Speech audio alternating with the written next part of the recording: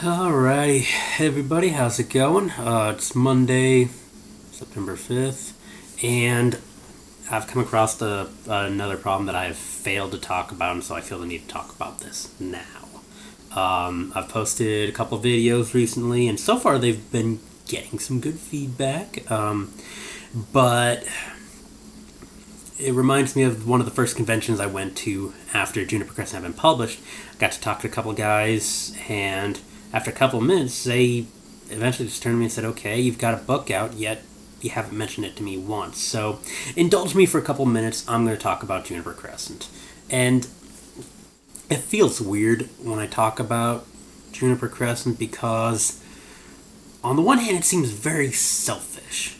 You know, if I talk about my garden, or I talk about my cats, or even if I talk about a video game, guaranteed I'm going to easily find a lot of people who are interested in that thing. But if I talk about Juniper Crescent, I'm inevitably talking about what interests only me. You know, because a lot of people know about Fire Emblem, a lot of people know about Black Cats or Maine Coons, but putting together something like a book is mainly just a collaboration of the author itself, and so marketing really becomes a lot about exposure. So when I'm talking about it, I either want to get it all out in the open quickly, so if they're going to hate me for it, they can hate me and get it over with, or I feel the need to just talk about it really slowly, give people a lot of time, and hopefully something in everything that I brought up will say, "Oh, hey, this book might be worth looking into." So I got Juniper Crescent and Hallowed Terrace on the market. I started off with this idea because I liked all the anime and stories and TV shows about people with powers, but the powers were unique. You know, stuff like Heroes, Naruto, Darker Than Black. More recently, Sword Art Online has a bit of it with specializations, but I didn't want to just tell another story like that because it had been getting old at that point. Everything had been doing it. Every story had something like that. So how could I present this in a way that really made it something worth remembering?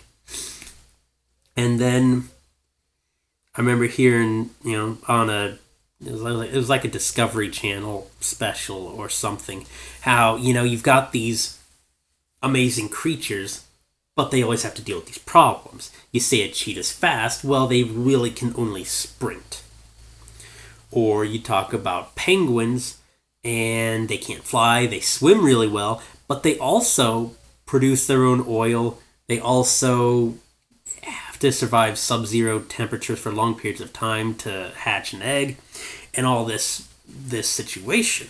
I was thinking, okay, maybe there's something there I could do. So I started looking into it, and yeah, every power or thing that people have wanted in an animal has these backlashes or side effects. And side effects stuck with me, so I decided to make it this operation that can cure cancer, muscular dystrophy, any of these genetic diseases that we're dealing with. So, okay, the main character wants to be a cheetah. She suffered from muscular dystrophy and was pretty much bound to be in a wheelchair should she live a full life. And this operation fixes it. She gets to be mixed with a cheetah, but cheetahs purr. They have an amazing vocal range. Cheetahs can sprint 100 yards, leap over any obstacle in their path, and rip open the throat of what they're trying to get. And humans don't find that culturally appropriate. I haven't entirely figured out why, though. And they also have tear lines that run from their eyes down to their lips, which is there to keep the sun out of their eyes while they're running 60 miles an hour. That seemed to be enough to go on, so I started writing, and then I got to play around with more ideas, Some people would think, well, who's the ultimate wrestler going to be? And is it a bear? Is it a lion? And certainly those are all animals that can put up a good fight, but if you want real constriction, real grappling power, then I think humans would eventually turn to a snake. Because they're nothing but grappling and striking. Okay, but what else would be in charge of that? A person mixed with a snake would eat maybe once a week. But when they do, they'd clean out an all-you-can-eat buffet. They'd be eating for that entire week. And then a couple of days of sleeping it off. And that doesn't really work in human culture. So there's another interesting character. And then I was talking to a friend and they just said, okay, stop, hold up. You've got someone that can sprint 60 miles an hour. How easy would it be for them to escape from the police? Hold up some little town, grab something off a market, and run. No one would even catch you. And my first thought was I was affronted. I was angry because, no, this is a wonderful idea. How dare you add reality to my idea? And it's like, pause, hold on. Adding reality, that's exactly what I'd been looking for. And that's the conflict that I needed. These are wonderful powers. The operation alone produces wonderful results, but how could I justify someone getting mixed with a rhino and having about an inch thick skin and just being able to plow through glass doors? Plow through any suburban door. It'll just stop a slow-moving car. How could I justify someone who could leap up to a second-story window or have the grip strength to just climb a vertical face? And that took me aback. It's okay, these are good and wonderful things, but how can we judge this? How can we quantify this to a safe parameter? And I still don't think I've come up with it. I've played around with it. I've got some short stories I plan on putting up eventually. But how do we ensure that someone who is more than your standard human stays a safe standard human, or can at least act like the safe standard human and keep that status quo of normalcy that we don't want to break from? And it sounds a lot like X-Men at that point, but I think that was one of the points that X-Men was trying to drive home. All these people have these powers, but should they be forced to simply be human? Or do we believe that this is an evolutionary movement and say, okay, you know what, you're the next step in our human family generation, let's just accept our new overlords and move on? And you'll see both options and ideas on both sides of the coin. So where does that fit in? Can we simply accept that they are advanced humans or better humans? Advanced, they can still be human. Better, now our whole way of life is in jeopardy for anyone who isn't one of them.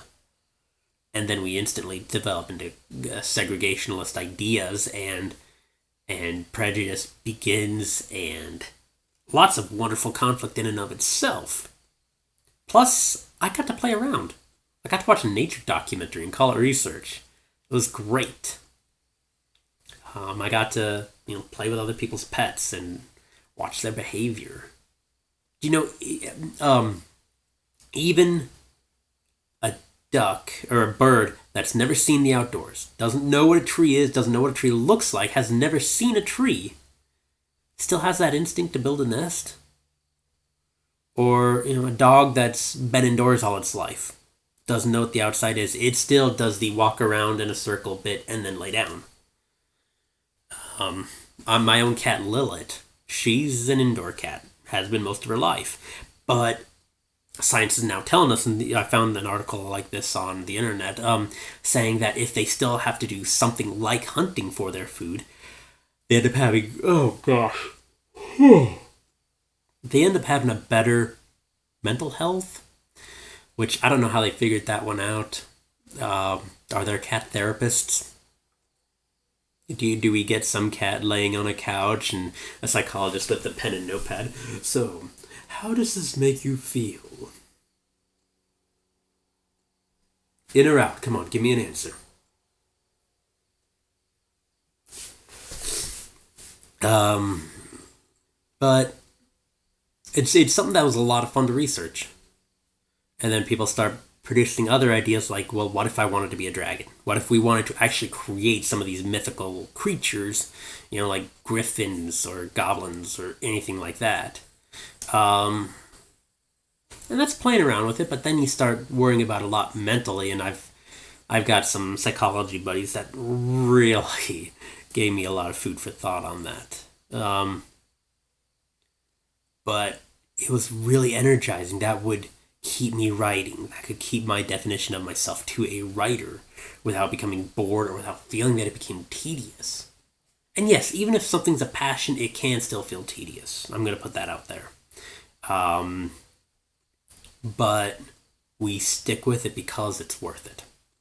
So I'm actually going to end this video in a little bit because I got to get ready for work and I want to lay down and take a nap first. So, you know what? If you could be mixed with an animal, what would you choose? What would you be trying to get out of it? And what do you think the side effects of it would be? Tell me below in the comments. Bye.